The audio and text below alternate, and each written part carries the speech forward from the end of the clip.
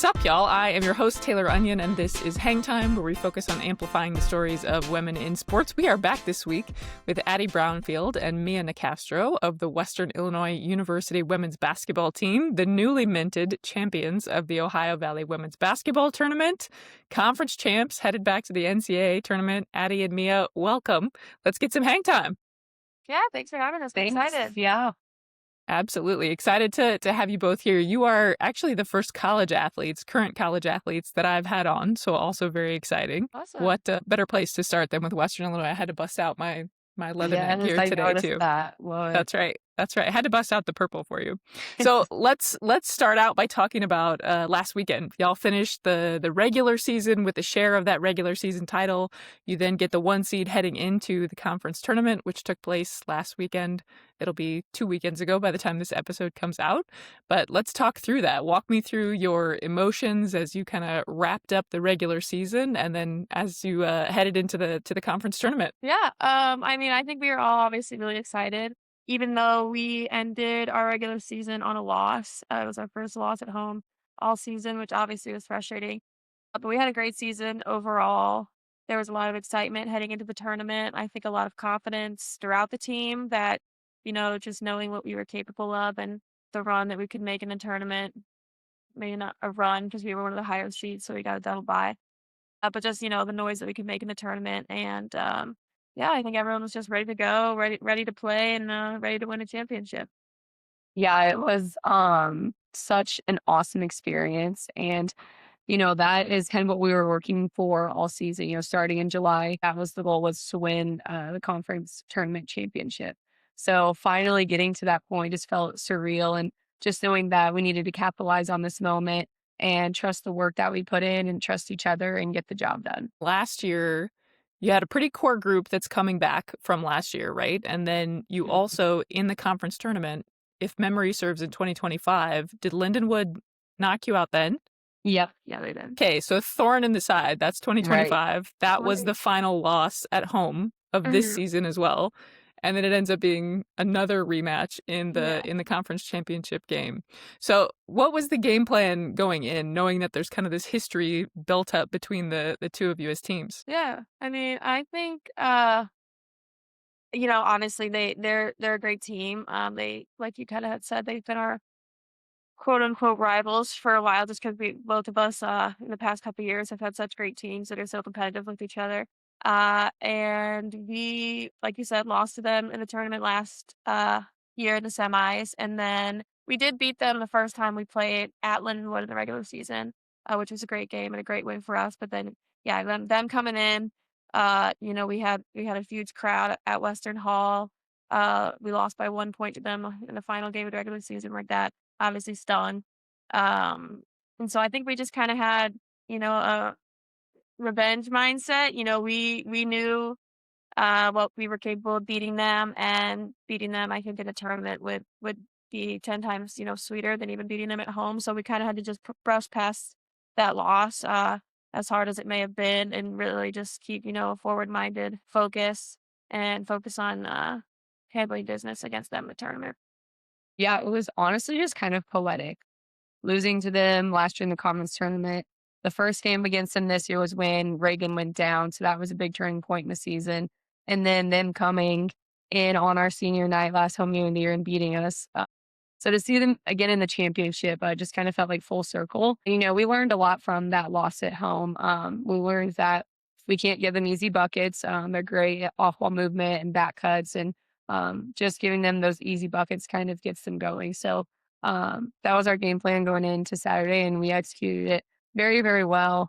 And it was just such a fun, like Mia said, kind of like a revenge sort of thing. So it was nice to have that extra motivation going into it. Yeah. I was going to ask about some of the adversity that y'all have faced throughout the season. There's been some injuries. Same thing really with last season, too, if we're looking at kind of the last 2 years of building to this point. How do you feel like that adversity, and for those who don't know, who are listening or watching, so Reagan McCowan was the freshman of the year, 2 years ago, and has been obviously a big contributor to the team these last couple of years. So walk me through what handling that adversity has been like. Obviously, it's had some maybe advantages in terms of coming together as a team and figuring out how to battle through that. But what has that been like for y'all? Yeah. So Reagan going down against Lindenwood was obviously just such kind of an emotional moment for our team. And I'm just so proud of how we kind of all rallied with each other and around each other to come out with a win still in that game. And, Reagan is such a huge piece of this team. And she's just such a great player that there's no way we're going to replace what she does. But we needed to figure out how to work with what we were now and where our strengths were now. And shout out to Mallory Shetley. I mean, she just stepped into that 4 position and has done such a great job. Shout out to Mia. Mia's really just, kind of broke through and really been that top scorer for this team. So we were kind of able to figure out how we were going to keep going throughout the season and keep being successful. And yeah, it was tough, but I think it brought us closer together, and I'm just so proud of how we prevailed through that. Yeah, I agree. I think it was pretty cool actually because obviously as big of a part as Reagan is to this team and how just, devastating, the loss of her was, I am really proud of this team and just how we went about that whole situation. I mean, you really would never even know that we had gone through such adversity as a team. I think everyone remained confident, with our capabilities even without Reagan. And, we still had the mindset of, okay, here, this is something, we're going to go through as a team, but I don't think our goal is any different. We still want to win the conference championship. We know we're capable of winning the conference championship still. And that didn't change. And, that sometimes is uncommon when you go through an injury like that to such a key piece of your team. So I'm just really proud of the entire team for working through that and for working through, other adversities we faced throughout the year. Yeah, and Reagan also did such a great job, but even though she wasn't on the court, she was still such a vocal leader on the sidelines, helping call out plays, helping Mallory with that 4 position, giving advice there. So, she also made that transition really easy because, she's just stepped up in such a great role on the sidelines. Those kinds of injuries, that kind of adversity can go, just as y'all said, one of 2 ways, right? You either implode and the rest of the season is kind of shot, or you do what it seems like y'all have done and come together and kind of figure out a way to work through that, which I buried the lead at the beginning. So I'm talking to the OVC Player of the Year and Co-Defensive Player of the Year, which obviously both of you have played a huge role in the success that you've had this season. I want to talk a little bit more broadly about your experiences at WIU in general. So you're not from the state of Illinois. You're originally both from Missouri. Let's talk a little bit about why you chose WIU to begin with. Yeah, so I started my career at St. Louis University. I played my first 2 years at SLU, and so I entered the transfer portal at the end of my sophomore year. And, I was looking for a new home. I think recruiting the second time around is a little different because you've experienced a lot more. You're older. You maybe have different, things you're looking for, different priorities after having, been through it, experience and found out what's important to you and, just what you're looking for in a team and in a program and in a culture. Well, I started getting recruited by JD. Immediately, whenever I started talking to him, started having conversations with him, I just really liked the energy he had and how he spoke about his team and just the type of guy he was. He's a great guy. He's a great recruiter. And I could just tell from speaking with him on the phone and Addi, whenever I was being recruited again, me and Addi played AAU together. So we knew each other before college. And so when she knew that JD was recruiting me, she would text me all the time and be like, trying to sneakily recruit me. I knew what we needed. Yeah, tip the scales, right? Yeah, right. So yeah, I mean, whatever. I just kind of feel like a different energy about it. I could tell it was just such a family atmosphere that I would feel comfortable here, that I would be happy here, and that I would be around people who would allow me to play my best basketball here. So that was really the deciding factor for me. I'm very glad we came. It worked out well. For me, JD started recruiting me, I think, my sophomore year of high school. So I had really just built a really good relationship with him and the coaches. And, he was in my corner throughout it all, even if I had a bad game in AAU, like, his commitment to me didn't waver. So that really meant a lot to me in the recruiting process. I really also appreciated how I could tell basketball wasn't life or death here. I wanted to go to a college where they allow you to have a life outside of basketball, because I love basketball, obviously, but I also love my life outside of it. And him and the coaching staff just do such an amazing job at giving us that balance. And I think that honestly has to do a lot with our success. I don't think a single girl is burnt out because, we do a really good job at finding that balance. So that was big for me. And I'm from a small town, so the small town in Macomb, I also really enjoyed. Actually, I'm a small town girl at heart. So just knowing how close the community is to women's basketball, that was really big for me too. The community in Macomb and the support that the community has for Western, and specifically this season, I'm sure y'all have seen maybe even an uptick of folks showing up for games in Western Hall and all that good stuff. I would love to hear, so Addi, you talked a little bit about the balance between basketball and kind of life. I would love to hear academic majors, post-grad plans, like what does that life look like outside of basketball for both of you? Yeah, so I'm actually a biology major, pre-med, and I got accepted into med school this fall, which Amazing. honestly, I think most other Division I programs, like that would be kind of an impossible task. But like here at Western, we really do take the student part serious, and the coaches make sure that that's our priority. We had like a 3.7 and something GPA or 3.8, I can't remember, team GPA. So that's just kind of an insane number, I feel like. Yeah. So yeah, academic wise, we do a really good job at focusing on that and making sure that we have goals for life after basketball. So yeah, I'm really excited for that next step. That's super exciting. Do you know what kind of doctor you want to be? What specialty? Or you're just going into it with an open mind? I'm just going into it with an open mind right now. I've always wanted to do family practice, maybe. That's what my mom is for my hometown. Awesome. Following in her footsteps would be cool, but we'll see. Very cool. And Mia, how about for you? Yeah, so I'm an accounting major. I'm a numbers girl. I'm not a science person, but so I'm an accounting major. I'm currently studying for my CPA, which is like the big certified public accounting exam.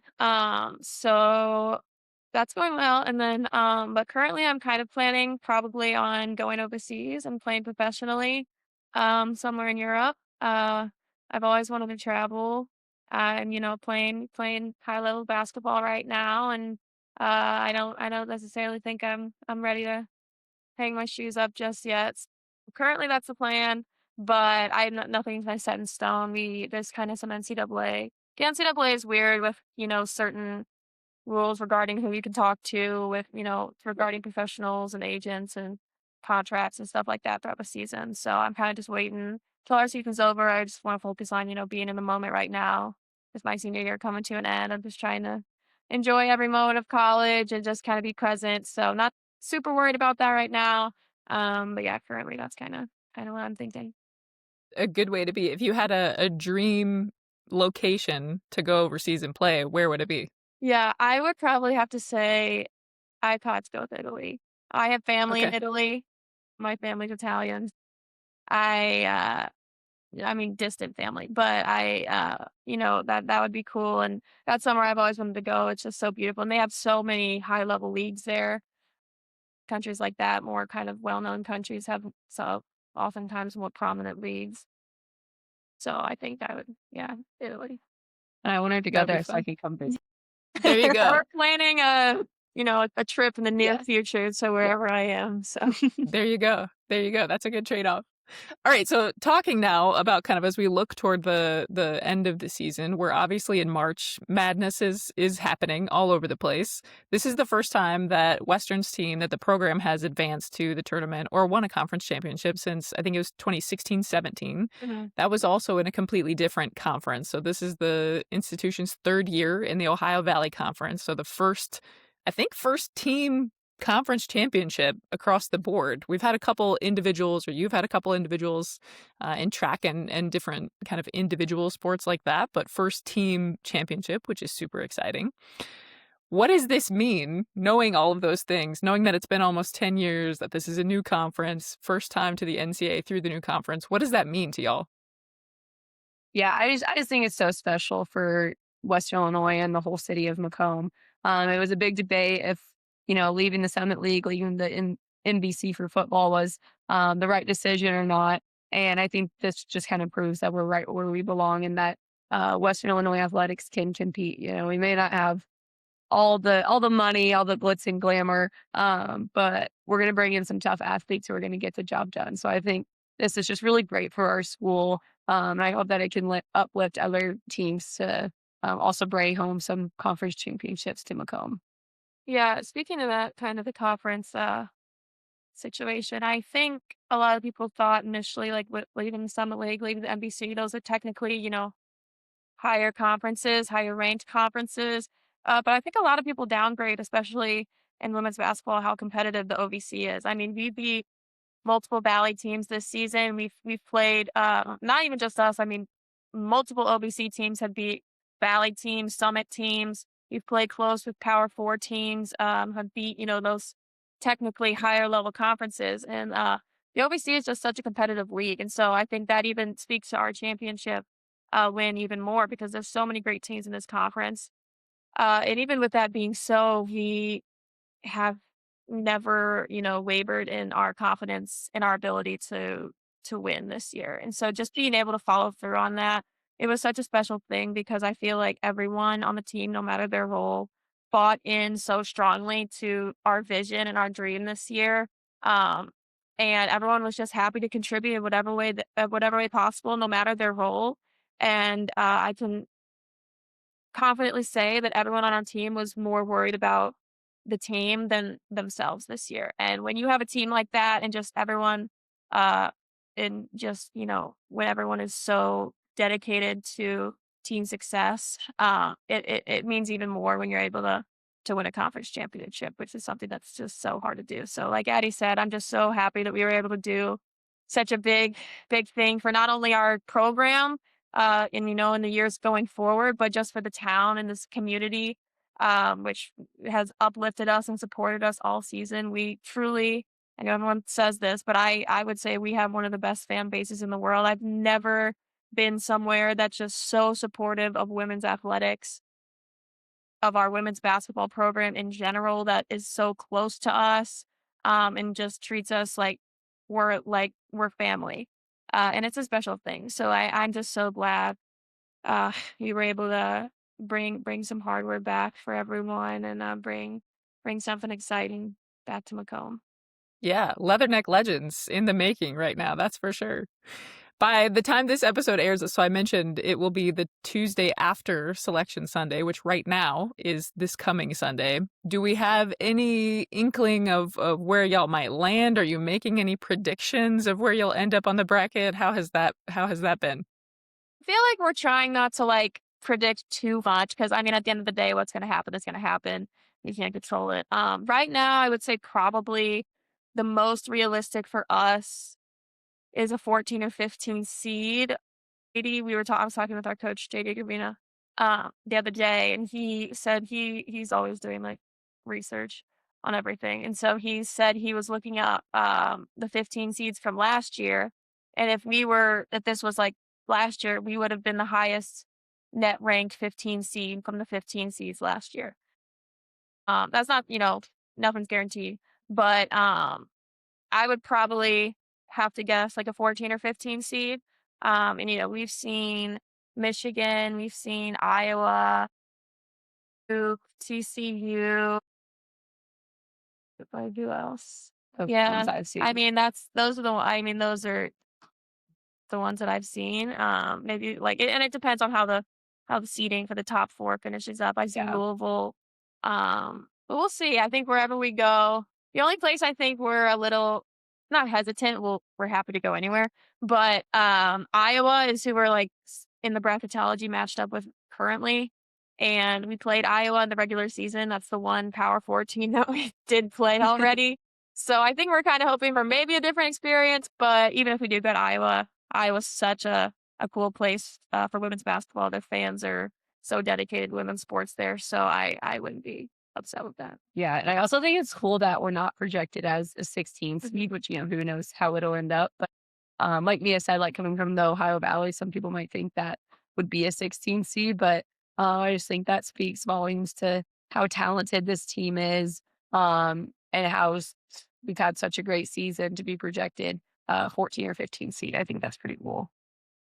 Yeah, there's a whole faction, I'm sure, of Macomb, Macomb homies that would be maybe fired up if you did land in Iowa just because of the proximity. That'd be a pretty easy road trip to come and support. But we'll see. We'll wait and find out. Yeah. Is there anything that y'all are looking most forward to as we get closer to the tournament? Well, this one's already been to March Madness before. I never have. And as soon as I knew I wanted to play college basketball, like this was one of my main dreams, was getting to March Madness. So for that to finally be coming true here soon, I'm just excited to just take it all in, like experience it with some of my best friends. And just honestly have a good time, no matter what the outcome of the game is, leave it all out there and just know that I'm standing in the shoes of something that I've wanted to do for so long. So I'm just excited for all of it. Yeah, that's a good point. I mean, I think one of my things this year has been just trying to be more aware and like grateful for the situation that we're in. Obviously, as a Division I athlete, not every day is easy. Not every day is fun. Times get hard, but you have to, look back and realize that like when you were a kid, when you were a young girl, you're in the position that you once dreamed of being in. So, I'm just excited to, like when I was a freshman, my St. Louis team, we went to the tournament. We played Tennessee in the first round. And it was just such a cool experience. It was really unlike anything I've ever experienced in my career. You just kind of have to stop and look around, and not to be cliche, but like you're kind of like, man, I made it. Like it's really indescribable, the feeling, and just the feeling of accomplishment that you get when you're there, and just the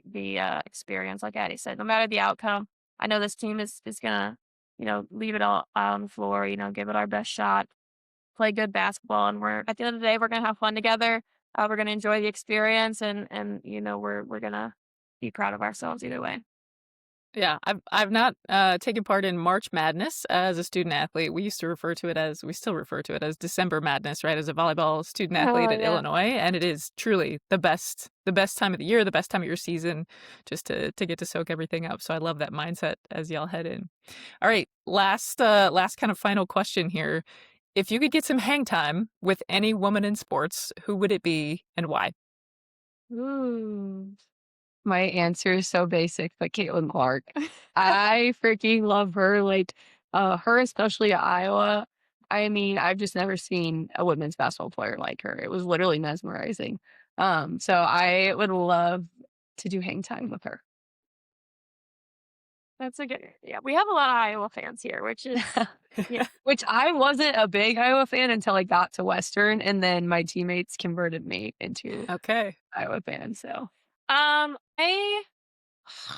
don't know. There's so many good ones. If I did go with a basketball player, I'd probably say Brianna Stewart. I've always been a Brianna Stewart fan. I loved her when she played at UConn. Kind of that whole like Brianna Stewart, Morgan Tuck, Mariah Jefferson trifecta. And then when Nafisa Collier and Katie Lou Samuelson were freshmen on that team, that was like my favorite team of all time. So that would probably be one for me. Or outside of the basketball world, it's so tough. I actually, weirdly, am a big Katie Ledecky fan. I don't know who that is. It's not weirdly. She's like the most decorated swimmer. I feel like not many women's basketball players would say they would want to be a swimmer, but I think she is awesome. And I feel like she doesn't get nearly enough hype and praise as she deserves for the athlete that she is. So I would probably say. Yeah, she's pretty unbelievable. I mean, the records that she's breaking now are just ones that she set years ago. Like she's unbelievable. Insane. Love it. Those are so many good ones. All right. Where can listeners follow, support either y'all individually or the team? Where can they follow along? Well, our Instagram handle, I think, is just WIU WBB. Yeah. I think that's the same as our Twitter handle. So I think that's all social media handles. WIU WBB, I think, is where you can find most content for us. My personal Instagram, if you're interested, is just Nicastro. I'm always looking for more followers. So right, those NIL deals, you gotta put yourself out there. Right. My Instagram handle is Addi Brownfield. Love it. Yeah, it should be easy to search our names. You'll find it. There you go. I love it. All right, ladies. Well, thank you so much for joining me. This has been fun. Again, my first college athlete interviewees. I'm excited that it was two of you from Western, and pumped for y'all to head back to the tournament here this year in a couple weeks. Yeah, thanks for having us. Absolutely. All right, listeners, we will see you back actually next week. This is a bonus episode this week, but until then, you can follow along at HangTimeP0D on socials. Check us out on YouTube, or you can go to the website hangtimep0d.com. We'll see you next time.